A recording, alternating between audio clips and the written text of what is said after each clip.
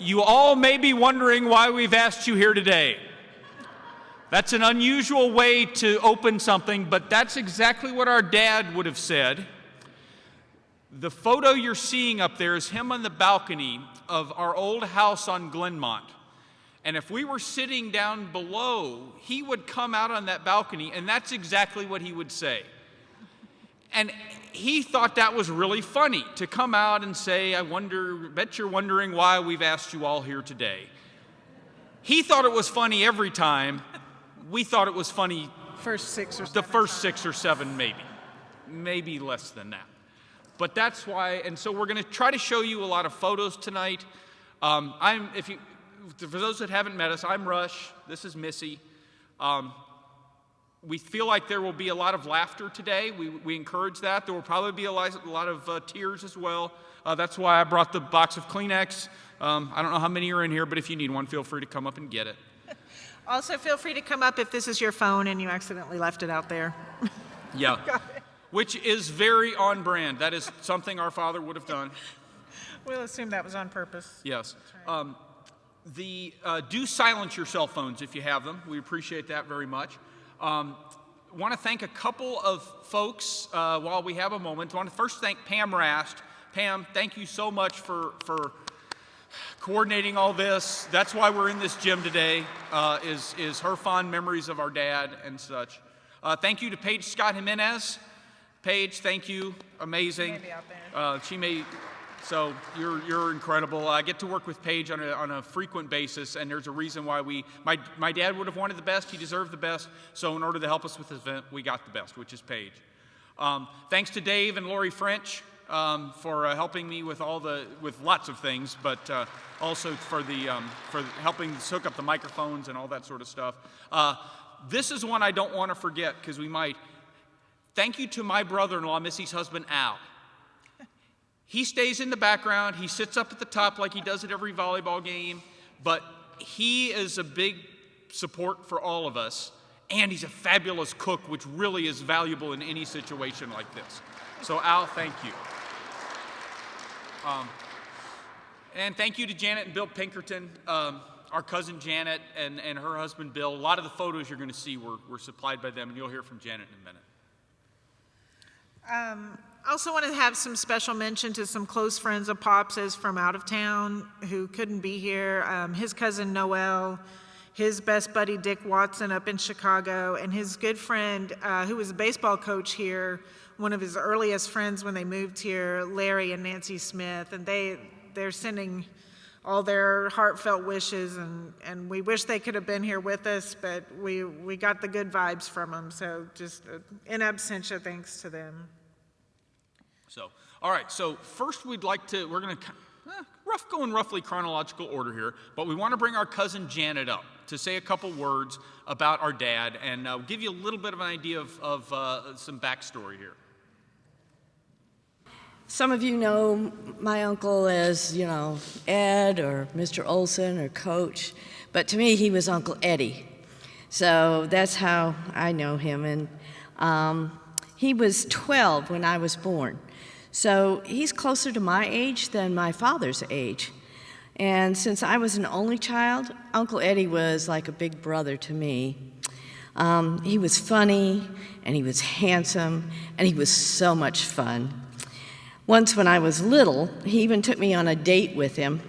I'm not sure his date appreciated my tagging along, but to me it was the most fun I'd had all summer.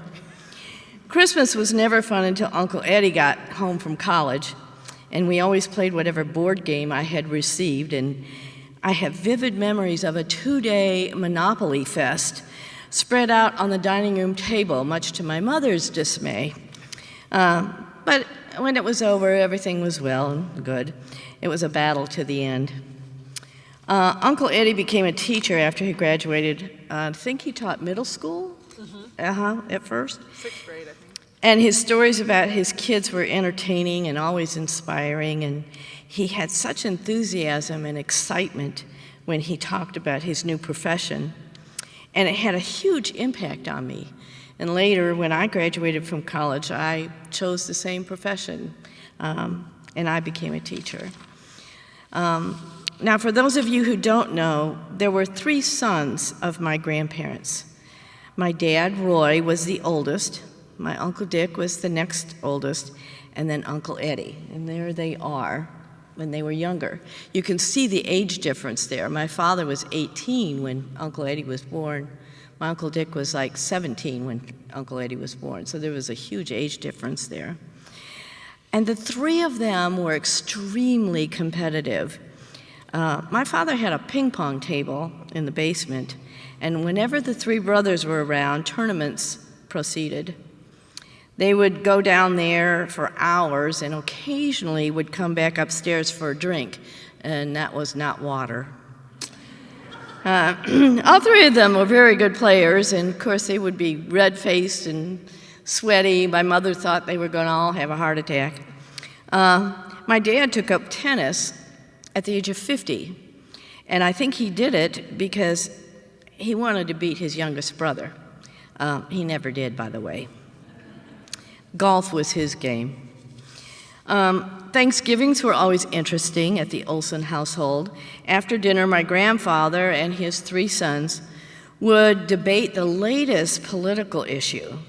Now, I know my mom would have preferred that I was in the kitchen with her cleaning up, but I was fascinated by my uncles and my dad and my grandfather's opinions and how they got there. When things got too heated, which it always did, they would all decide to do something else, and instead of like taking a walk or something, we went bowling. And that would be another competition between the 3 brothers. It was always something. Years later, my son had one of those paddle boards. You know the paddle boards that looks like a ping pong paddle with a ball that's tethered by an elastic band.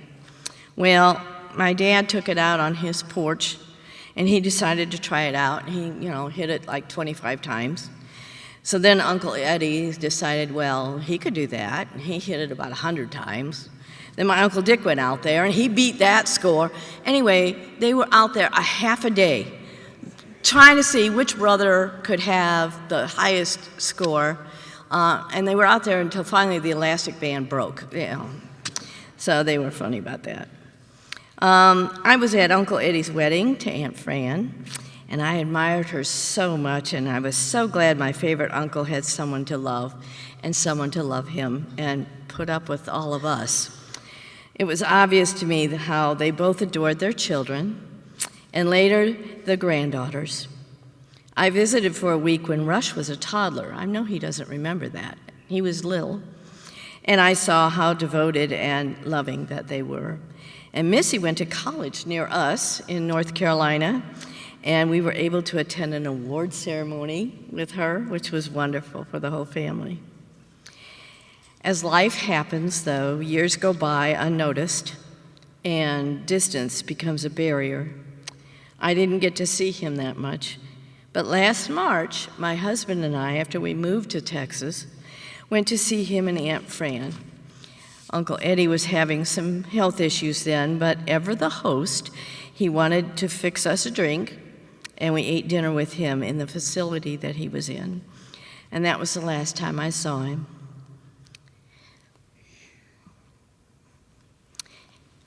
He will forever be my hero and my role model. And I will miss his funny faces he made, and his sharp wit, and even his political debates that always made you think. So rest in peace, sweet uncle, but don't be too competitive with your brothers up there. Be kind. Thank you.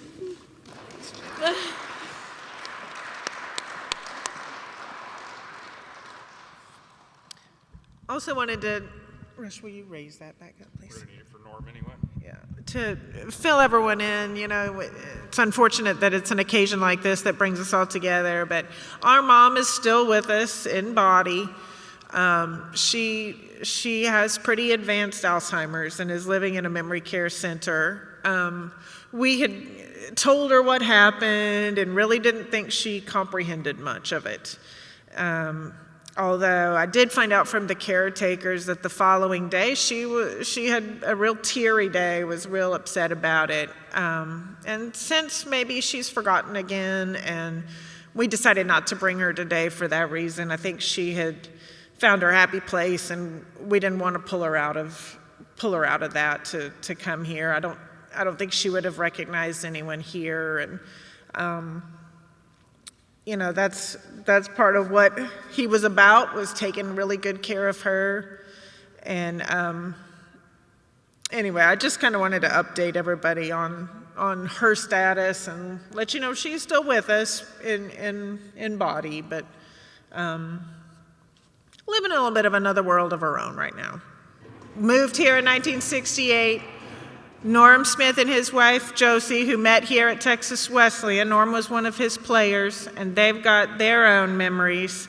Hopefully, nothing too incriminating. And Josie, if he hogs the microphone, there is another microphone. I will take care of that. Not a problem. Yes, she will take care of that. So anyhow, I'd like to first thank everybody for coming here. It's kind of a special place, and this is my wife, Josie. We met here, this is hard to say, over 45 years ago. Where does time go? I don't know, Lord. She was actually crowned homecoming queen on this court right here. Cost me a lot of money for that, but why are we in a gym to celebrate Doc? Because this was his home away from home. He loved this college. He was a professor here. He was the head of the physical education department here, and eventually was the athletic director. I can still see our tennis court, the rolled up tennis court along that wall. Who rolled that up just a few times when you were here? Yes. I mean, It had to be 100 times, and Chuck and I would come here at 2 a.m. in the morning, and the security guard would let us in, and we'd come out and play tennis. So not a better place. We played hours on that court here in the gym. We ran miles in here. A lot of them are for discipline, which I don't think I ever did anything wrong, but he still had me running many times. I was talking to Chuck, and I think we're thinking about 16 laps was a mile. And Chuck and Brad Gardner, there were some people that really liked to run. I was not one of them. I despise running in here, but we spent a lot of time here running inside here. Where am I at? Right here, during the high school. Oh, one of my best stories is they used to have the high school tournament here, and Doc would be on the PA system, calling the games, calling the scores and how many fouls they have. And one time, a coach just decided to go into the four-corner stall. He had a guy there and there and there and there, and the team decided, hey, we don't want to come out and guard you either. So there was literally 10 people standing on the court. The referee was here. I think he was twisting his whistle around, and it was there, and there was absolutely nothing going on. So Ed, in his infinite wisdom, he turned the microphone on, and he said, well, since there's no action going on here right now, I want to give you scores from the earlier games played here. And that coach that was doing the four corner just sprung off his bench, and he came right up to Doc and said, you can't do that. And I think Doc was basically, watch me. And so I just remember him doing that with the high school basketball tournaments here. A lot of things happened into this gym under his leadership, and this day we're just kind of completing the circle. For me, it started when I qualified for a national tournament in Dallas, and it was the indoors, and I got to play some matches down there. Try to turn a page here. And I heard about Texas Wesleyan. I said, we're going down to play in a tournament with my dad. And he goes, we might as well look at some colleges.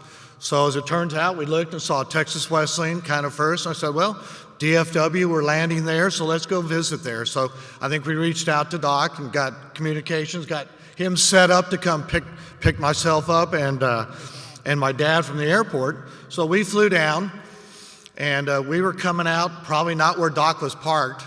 And I think he saw us, so he walked all the way down the terminal, And I introduced myself and my dad. And as we were turning around, walking back down to his car, a parking ticket was being put on his windshield.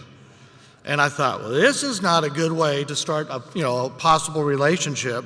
But this is also when I first learned his most common remark that he liked to make when things weren't good. And Josie does that a lot better than me. Cheese and crackers. And that, we heard that so many times over the 4 years here, but I'm thinking that wasn't a good start. He drove us to the campus. It was small. It was much smaller than I would ever imagine. I started thinking like TWC, Texas Wesleyan College, or Teeny Weeny College. I was thinking Teeny Weeny College was more befitting for the size of this campus. But, it kind of grew on us, and we turned up, loving this place. However, just something clicked between Doc and me. I went and visited other colleges, but my mind was just set on being here. And so I ended up coming here and played from 76 to 1980, and just a long time ago. As athletic director, he had to hire many coaches. He kind of started the program. I didn't realize that, he kind of started women's basketball here. And volleyball. He started those here before they were going into the big university. So that was really impressive that he was able to do that. And so he hired a lot of good coaches. And then it came to the tennis program, and he thought, I got to hire a tennis coach. And I can just see him going, I know a little bit about tennis. I can play. I'm pretty good at playing tennis. I'm going to hire myself as a tennis coach. And so then he had to set up an interview with himself. And he sat there, and on the third interview process, he finally got voted in to being the tennis coach. And he never looked back from there.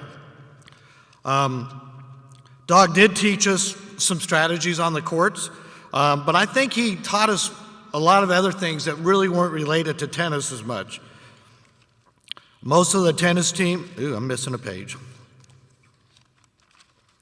He taught us more things about doing things the right way, representing us, representing Texas Wesleyan, to compete fairly. That was sometimes very hard to do. He had all these how-tos, how to do this and how to do that. And I think any of us that ever had him in a class, we know that those turned into what? Thoughts. Thoughts on tennis, thoughts on mental training, thoughts on this. As a physical education major, we read through all of his thoughts. And I think probably some people still have those things. But he was big on that and just guiding us along the way.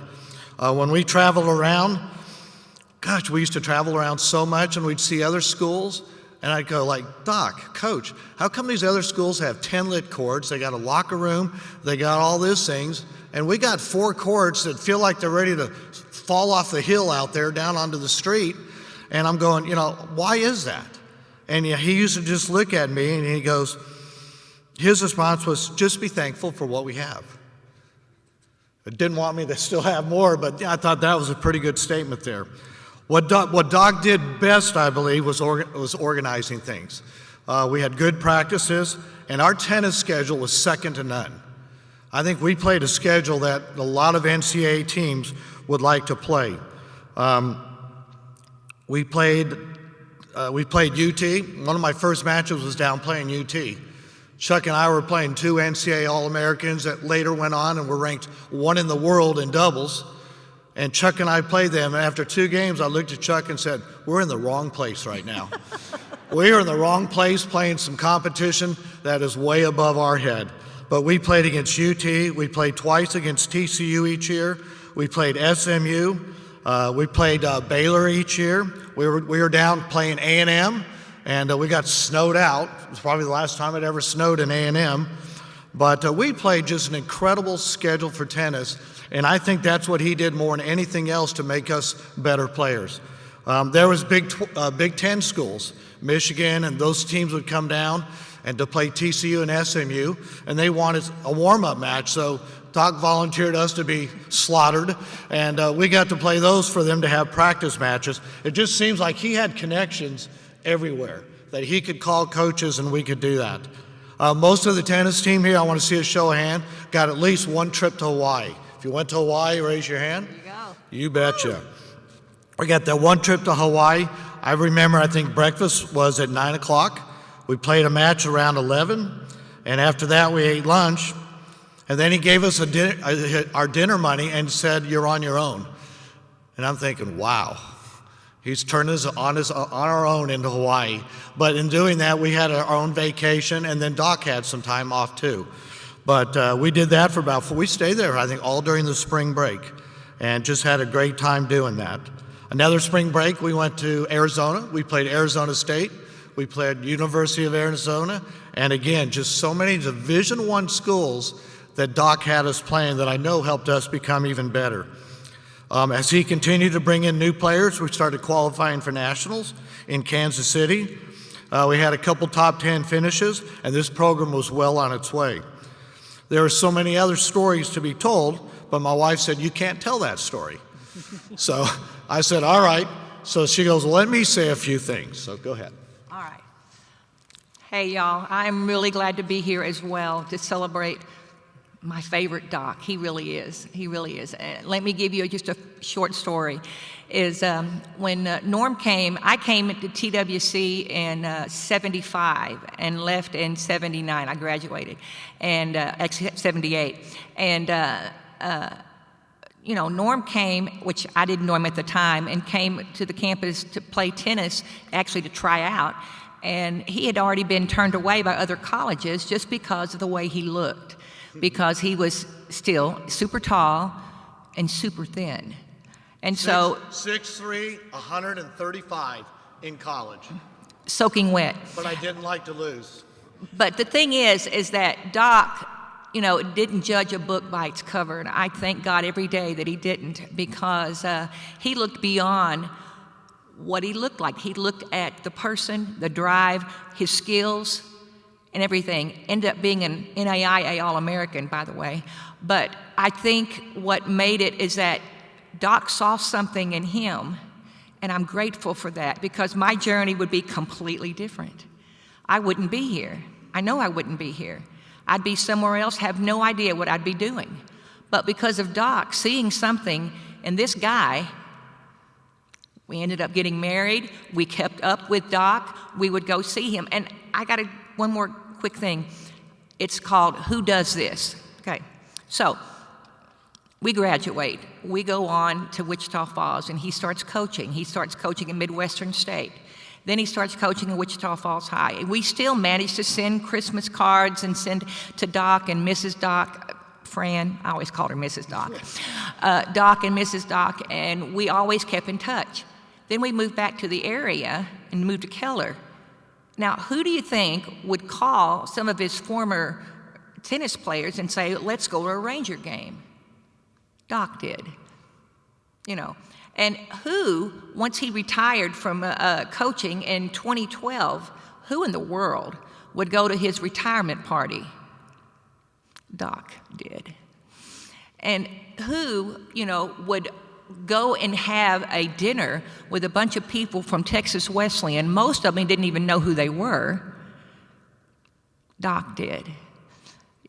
And when we came last year, I was thinking about what Janice said, that you saw him last March. I'm grateful that we did this, because we came in July of this past year. And Stephanie and Norm and I went to see Doc and took pictures with him, and I'm grateful. I'm so thankful that we were able to do that, because I'm thinking about who else would do the things that he did. I don't think anybody would. I think that he is the kind of person that has touched so many lives, and all the lives here have been touched by him. It's just so obvious. And I will forever be grateful for what he has done for him, but done for me as well, and done for Texas Wesleyan. He has just been the best thing ever, and I know you all believe that. But I will tell this, and I said this on my Facebook page. I said that I think Doc has a legacy here, because of all these people that he has coached and taught. Many of them are coaching and teaching and continuing on exactly the way Doc had planned. You can't beat a person like him. Thank you, Doc. Yep. So in closing, we had one of our greatest coaches, collegiate coaches of all time in NCAA football, just retired. And we know who that was, obviously. It was our Alabama coach, Nick Saban. And he also was known, AKA, as the what? Greatest of all time. He was known as The GOAT. The GOAT. So many of his past players told the stories that when he came and visited the kids in their homes and to meet the parents and all that thing, and a bunch of his players said when they did that, said, Coach told the parents, I'm not recruiting your son for the next 4 years, I'm recruiting your son for the next 40 years.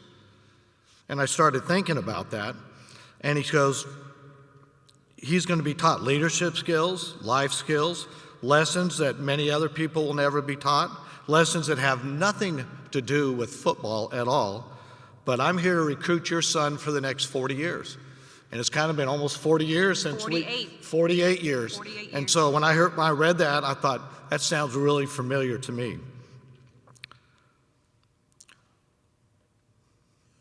When we chose.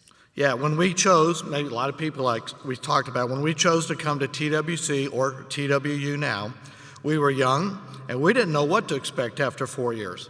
Some of us maybe took 5 or 6 years to graduate, but we eventually made it. And but Doc guided us nicely along the way, and he made calls for me, and I went from playing college tennis to coaching college tennis. And Doc did that for me. You know, he called up there and had that arranged. So but now as we look back 10, 20, 30, and 40 plus years, we now realize the lasting impression that Doc made in our lives.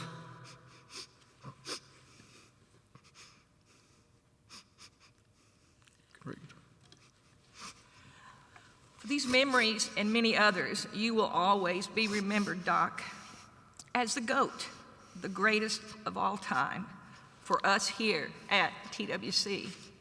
If you had Doc as a coach, a colleague, a professor, or just a great friend, we got to give him a clap. Let's give him an applause.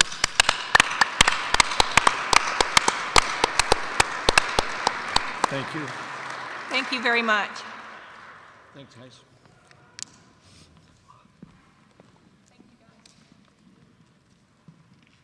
So y'all should certainly know that none of this today would be anywhere near as good as it is without Josie and Norm, and especially Josie's Facebook page that she mentioned.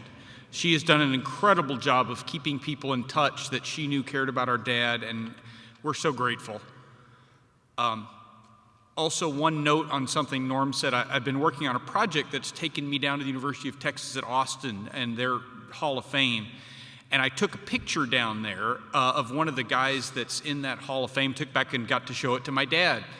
And he recognized him, and yeah, he remembered Kevin Curran knocking y'all around pretty good too there, Norm. So anyway.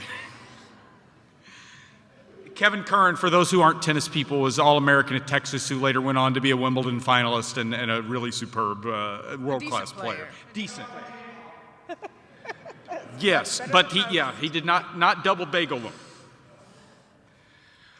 All right, so we're gonna cover a few topics about our dad, things that we think you would want to know, and things that will no doubt entertain you.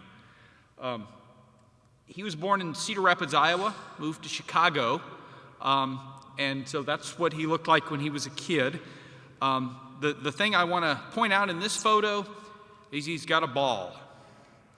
So the photo that Janet showed you, he had a bat. There's a lot of sports there. There's a lot of, that was a big part of our family and him growing up. These are some friends, key friends. The lady on his right is Jill, which is his high school girlfriend, long-time friend. The guy on the other side of the table is Dick Watson. Miss, you want to explain who that is? Yeah, they became friends when they were about 9. And Yeah, I was talking to someone earlier. The hardest call that I had to make in this whole thing was to Dick Watson. And they've been friends for more than 60 years, more than 70 years, I think we decided. And he was devastated with the news, devastated. And it was so hard. And he talked about the first time he met my dad, they were he was riding his bike, and they crossed paths riding bikes. And they immediately went and shot baskets or something. There was some sport going on. And he said, I went home that night and I told my mom, I just met my best friend. And it was true. That 70 years later, they still talked all the time. And I think it's rare. I think it's really rare to have something like that for 70 years. And I think my dad was a lot about these relationships. Those of you who have known him for to know someone for as long as this, it's a big deal. It's rare and it's special. It's a knack he's got, or he had, for keeping up with people.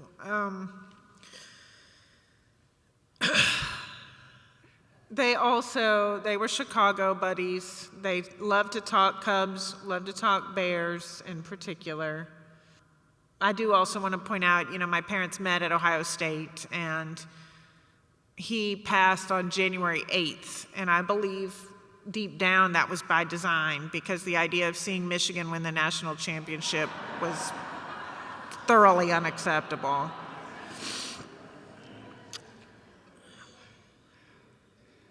So another thing that happened to him in Chicago is he found his love for dogs. He had a dog named Duke. This is not Duke. This is a dog that Missy and her family babysat named Rev, who clearly, was just fine with Pops. But he had a dog named Duke, and when we were kids, he would tell us bedtime stories about Duke. We always loved to hear a Duke story. And they started off in the realm of reality, things Duke had actually done, but then he ran out of material, so Duke went places like the moon and things like that. But he loved dogs. When we were little, we got Fuzzy. That was my 5th birthday present. And you're going to see, we think you can tell a lot about a person by how dogs feel about them. And dogs loved Pops. This was Vernon. We got Vernon in high school, named after a TV commercial. We also picked this photo to show Pops' fashion sense. We won't dive into that just a whole lot. But then he also was great friends with our dogs. And so over on the left-hand side is Hoover, who was a great dog that I had. And then he's petting Otis, which was Missy's longtime dog. And I'll let Missy tell this story. This involves dogs. Well, Rush really was the organizer of this, but they had something called the Wiener Dog Races, and it was held at Billy Bob's. And we took Otis to the Wiener Dog Races, even though you only had to be part Dachshund, which she was definitely only part. And you had to, it was just a race. You let your dog go, and whichever dog crossed the finish line first was the winner. And we put Pops as the receiver, because I thought Otis loves Pops so much, she'll run to him. Now, Otis wasn't really a fitness type dog, and she started out and ran about 3 steps and decided, what the heck am I doing? Running, and just kind of stopped. But anyway, it was a good try, and that was why we put Pops there at the back, hoping it would work. That's my current dog, and he loved Pops too. Pops is a dog person. It says a lot about him. Yeah. All right, so one of the things we know about our father is that he loved sports, and he loved to compete. And so maybe you all know that he was a college athlete. Played at Arizona State. He played basketball there for 3 years, played baseball for 2. He came off the bench in his only NCAA game, 4 points against Idaho State in 1958. He also had 3 fouls. That's about all I've been able to find out about that game, but I'm duly reporting it. This is a photo of him with Wilt Chamberlain. We haven't actually, and this is certainly going to be a regret, that I'm never actually going to know how this photo got made, because I looked it up and they didn't actually play against each other. I'm not actually sure when they encountered each other, but it's him with Wilt Chamberlain, so how could we not show that?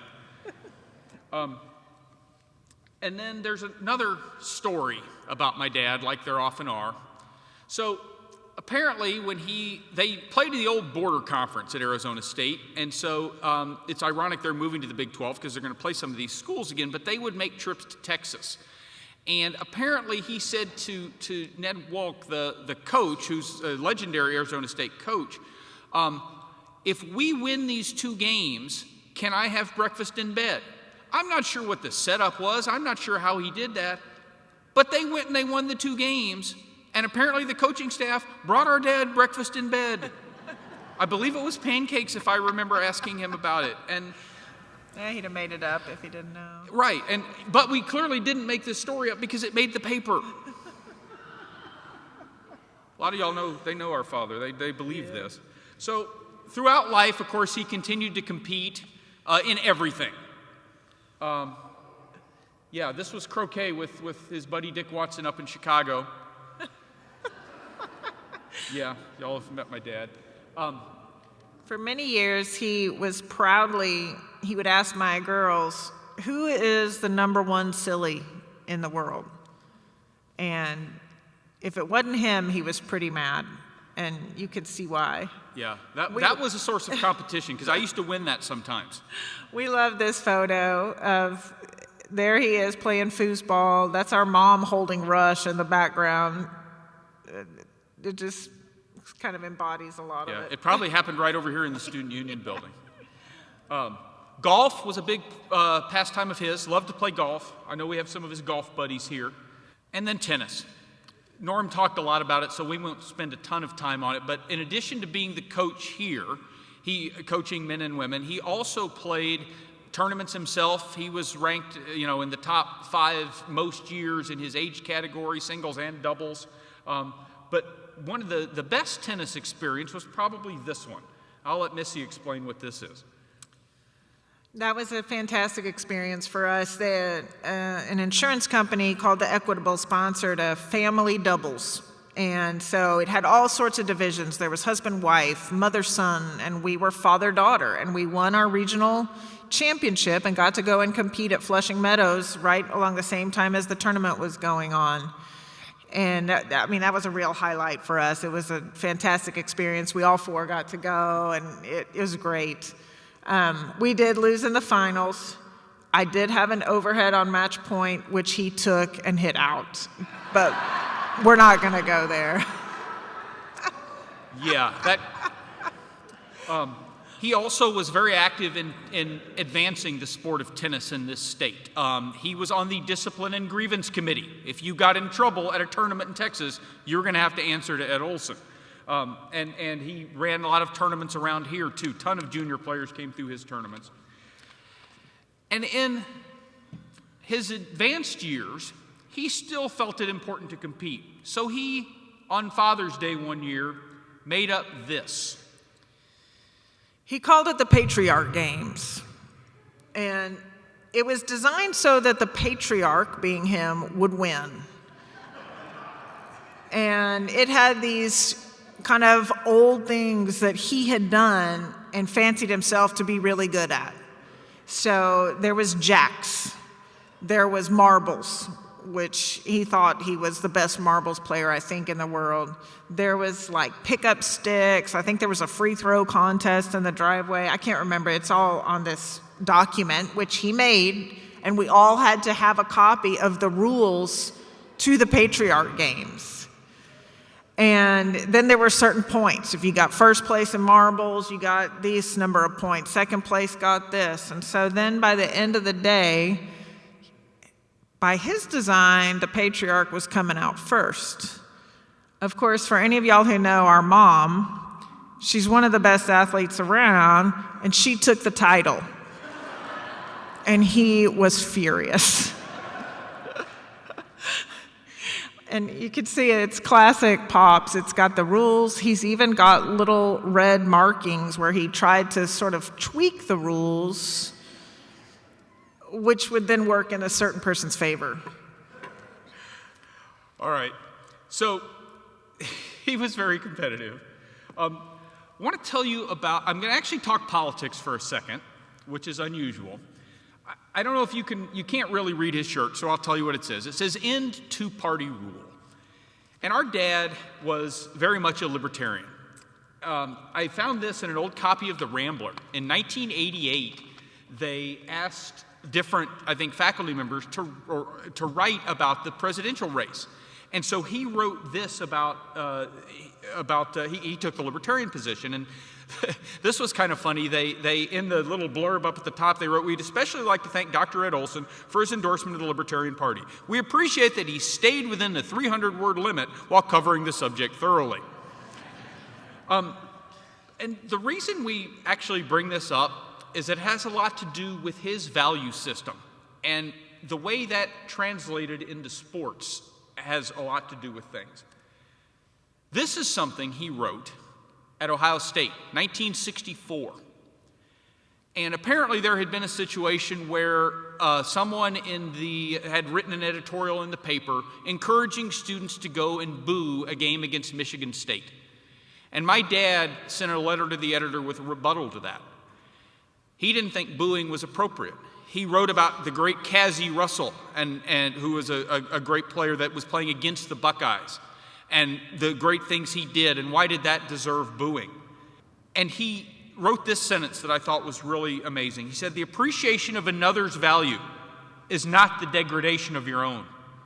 If sport can teach no other lesson than this, that would be the greatest rationale for its existence." And so that played into how he approached things. A friend of mine, Jeff Herr, wrote a testimony that he sent to me. It's one of the ones you can read in the table over there. Jeff played baseball here. He was my age, and so we were friends. We worked together at Channel 11. He wrote about a time when Doc, as he called him, of course, because that's what everybody here called him, and the baseball coach brought the baseball team together and explained something. They talked about the concept of an honor call. And the idea of an honor call is if something goes against you, you admit it. In baseball, a common manifestation of that might be if you trap a ball instead of catching it on the fly, you don't try to fool the umpire. If you didn't get hit by a pitch, you don't try to fool the umpire into thinking you did. And Jeff talked about how players at that time, that was way up here. But as time has gone on, he's come to remember it. And so Jeff wrote, "Dr. Olson's advocacy for instituting honor in a dishonorable time was bigger than sports, bigger than the bravado instilled and fostered in 18 to 22-year-old ball players. Heck, it was even bigger than baseball itself. Doc Olson's honorable idea was human progress." Norm talked a lot about the influence my dad had on people, and I'd like to think that was one of the areas that was most important. And I want to tell a story that's very close to me in that area because it involves my niece Eva. Eva's a very good tennis player, and I had the good fortune, her parents couldn't go, I went with her to a tournament in Houston. And she played 4 matches down there. She won 2 and she lost 2. And I think in every match, her opponent engaged in some form of gamesmanship, made some bad calls, called balls that were in, out. You know what Eva never, ever did? She never stooped to that level. And it hurt her. She cried over those losses because she takes it seriously the way all of us do. And she never, ever even thought about doing the wrong thing just because somebody else had victimized her by it. And I don't know that there's a better legacy for my dad than that. And of course, her parents deserve a lot of credit for that too. The way we remedied that, by the way, was afterwards we went by my friend Dave and Lori's house to go pet their dog. So that all kind of comes full circle too, because Eva also inherited our father's love of dogs. He was a coach, an educator. Norm referenced some of that. There's a lot of people women especially, that played sports here that can think of my dad.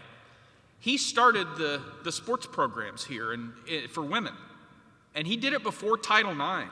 Like every good libertarian, he didn't wait for the government to do the right thing. He just did it. And he knew that women needed opportunities to play sports and that it would be good for them, and so he started the programs. a lady named Susan Watson, who was on his first basketball team, wrote us, and she said every woman who has or is playing sports at Texas Wesleyan should be thankful to Dr. Olson. And so she really appreciated it, and that means a lot to us. This is Missy's favorite photo of him coaching. We got to go with him a lot. I guess the day and age is different than it was now, but that we lived up here too. That's Rush. I don't even know who that other little kid is. You know who that is? No. But we went on a lot of trips. One of my favorite stories is that we would ride in the van with the tennis team and go places with them, go to their matches, and we'd run around, shag balls or keep score or whatever. And Rush had been a thumb sucker, and they had tried everything to get him to stop sucking his thumb. They had put that spray or whatever on there and, this, that, and the other. He would not stop. He gets in the van, goes on one of these trips with the team, and someone from the team says, "Hey, Rush, I'll give you $5 to stop sucking your thumb." Done. Done deal. And I don't know which one of you it was, if you're here today or if you're not, but they really thank you for that. Rush took the $5, thumb never went back in the mouth again.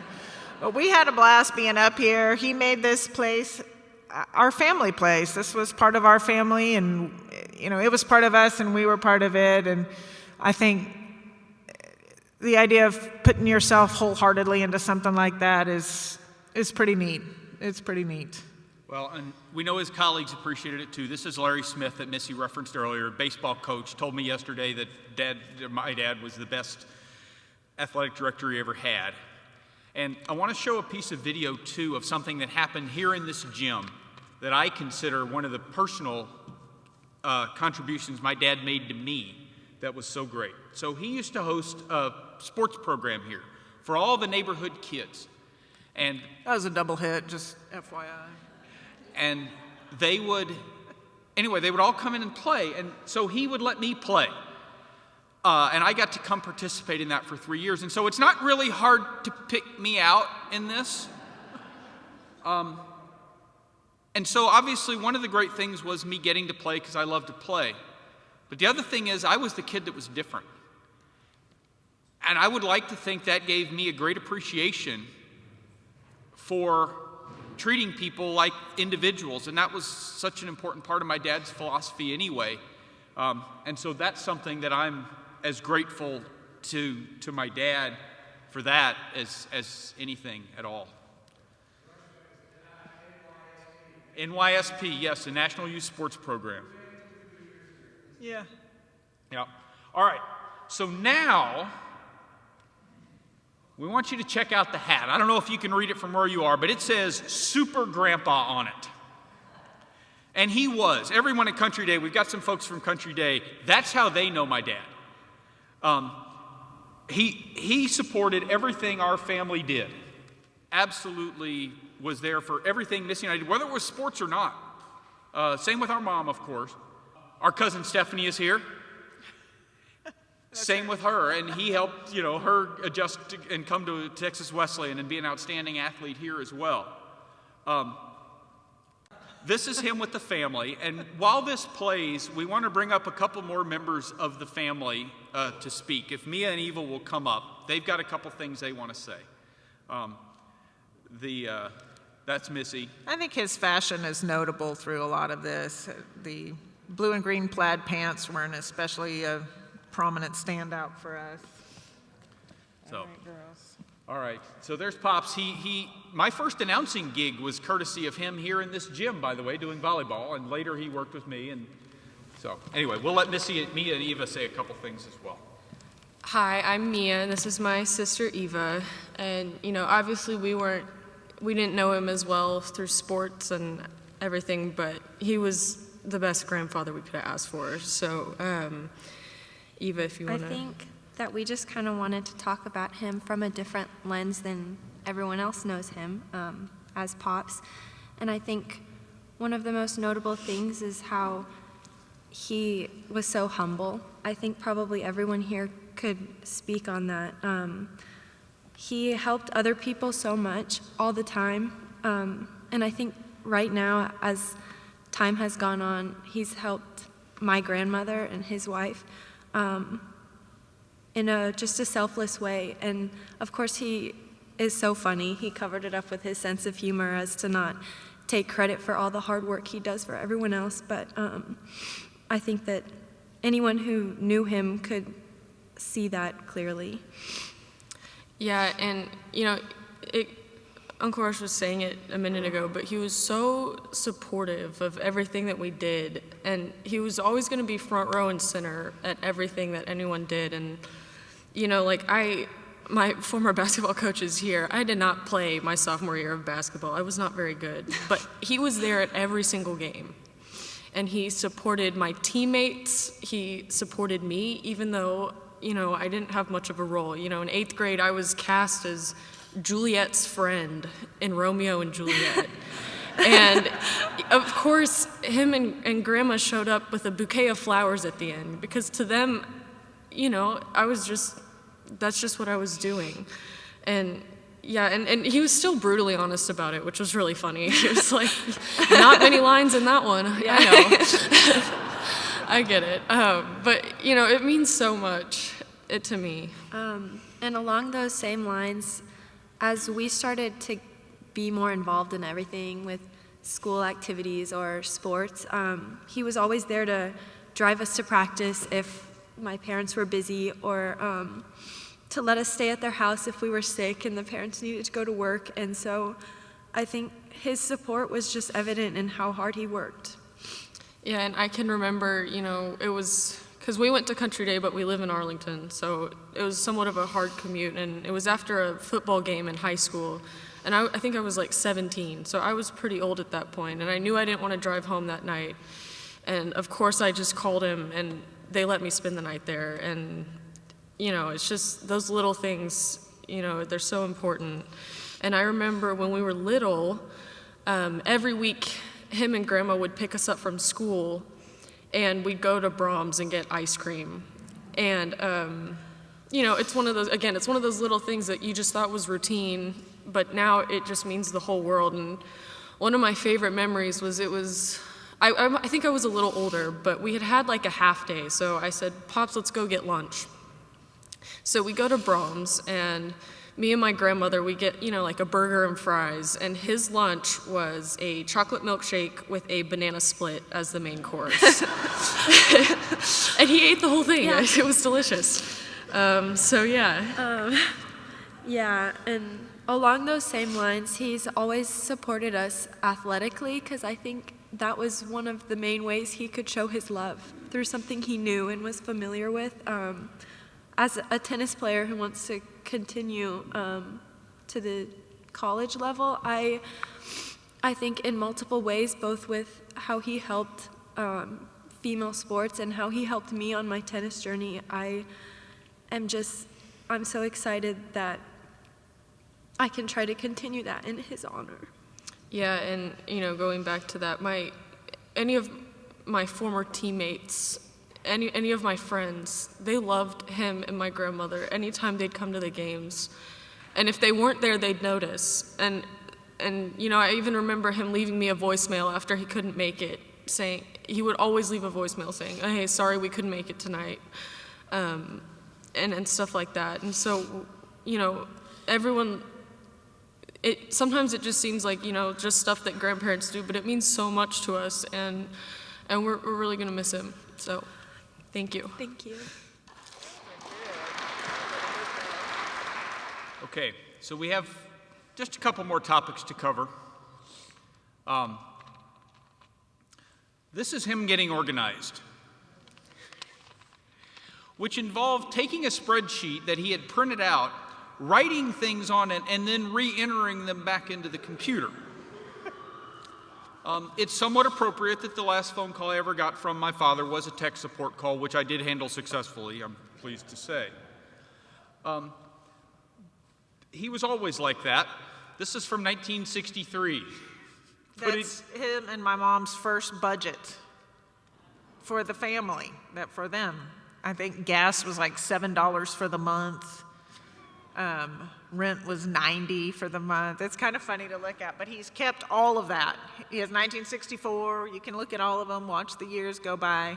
And I would also want to point out in the previous slide with the spreadsheet, what he was probably working on there, it looks like the spreadsheet that I've seen, all that entire list was charities that he donated to. Now, he was a teacher. He didn't make big bucks, but he was so generous, and he kept track of all of these things that he would donate to. I was thrilled. They built a Nancy Lieberman Charities that I've been fortunate enough to do a lot of work with, did a dream court dedication. They built a court in a park that I got to go to, and I got to take them because it was right by their house. That shot was even better than the ones I made in this gym right there. But that was him, and that was a bit of his legacy, and so that's why when we put this together, we suggested that in lieu of flowers, if people want to make a donation to the Catherine Wakefield Fund, which Catherine was a longtime colleague of his, that'll help kids like a lot of y'all were right here at Texas Wesleyan in terms of scholarships and things like that. So we felt like that was really important. So we want to touch on one more thing, and Mia and Eva alluded to this with our dad, and that's food. He liked to eat. So that, we think, is probably at Six Flags. Those are pink things. They were these ice cream treats that were, I see some nods up there. Those were so good. And Six Flags and Rangers Ballpark were the only place you could get them. That then transitioned into just what Mia was talking about with, he was a big fan of ice cream. I just want to point out, I was looking at this picture the other day, and it kind of looks funny because it looks like he's trying to take her ice cream over there. He's like on her side and everything. But it wasn't that. He would always push her stuff because in her later stages, she would just sort of stick with the one little area. And he'd be like, "You're not getting any strawberry." And so he was constantly putting stuff over there so that she would get a full cross-section of the banana split as one is supposed to do. He was also an omnivore. He ate both ice cream and meat. And this is from the early 60s. He was good at Thanksgiving. He really knew how to do Thanksgiving right. And so he loved a turkey leg. It was no doubt who was getting that turkey leg on Thanksgiving. And that continued then into his later years. And again, a great thing he did, he passed it down. That's Eva. Eva called this the OG turkey leg photo because there's also this one. And he loved it. He also enjoyed a beverage. And his drink of choice was the Manhattan. Yeah, and I think we're just about ready to wrap up. First of all, we've got some snacks and drinks out there in the lobby, and I hope you guys can stay and mingle. I haven't gotten to talk to everybody. I do ask if you'll put on a name tag for those of you that we haven't seen in a few years, and Rush and I, maybe when we met you, we were little. So if you would put on a name tag and stay and mingle for a little bit, we would love to talk to you or share any stories. I would also just like to say how much he loved all of you. His old friends that we've talked about and shown pictures of, his tennis and golf friends, I can't even look at you right now. He loved you guys. And he really, even if those darn TCU indoor courts were any easier to get to, he would have had me driving him there on Tuesday nights at 6 o'clock to watch you guys. But it was too hard for him to get there. He just, and it evolved into golf when he couldn't play tennis anymore. He loved you guys so much. Anyone on his teams, oh my gosh, I'm going to have an auction of all of the paperwork. I've got every one of your match records. I have boxes full. I know who won line 6 in 1975 against Mary Hardin Baylor. I have everything. If you want anything, this is a great excuse for us to get together. reminisce through some of that old stuff. It's amazing the records that he kept.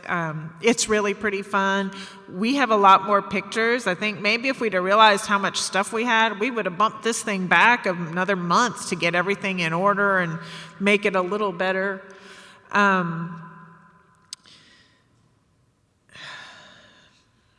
Let me think if I'm forgetting anyone.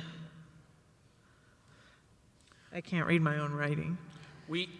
And so we have this space till 3, and so we're going to mingle a bit here, and then we're going to go to Jay Gilligan's, and so anyone that wants to join us there, we would love to have you there, have a beverage or some food with us there too.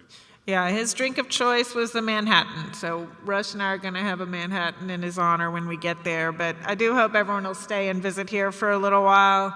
If there's one legacy I take from him, it's, especially after listening to this today, he didn't want to live life without living life. He had gotten to the point of existence, I believe, and that was not, he didn't want that. He had told us he didn't want that, and I think he's happier. I think he's up in heaven right now, playing some tennis, playing some golf, playing some poker with our old friends, and maintaining those relationships as he did. Yep. Thanks everybody for coming. It's great to see all of you.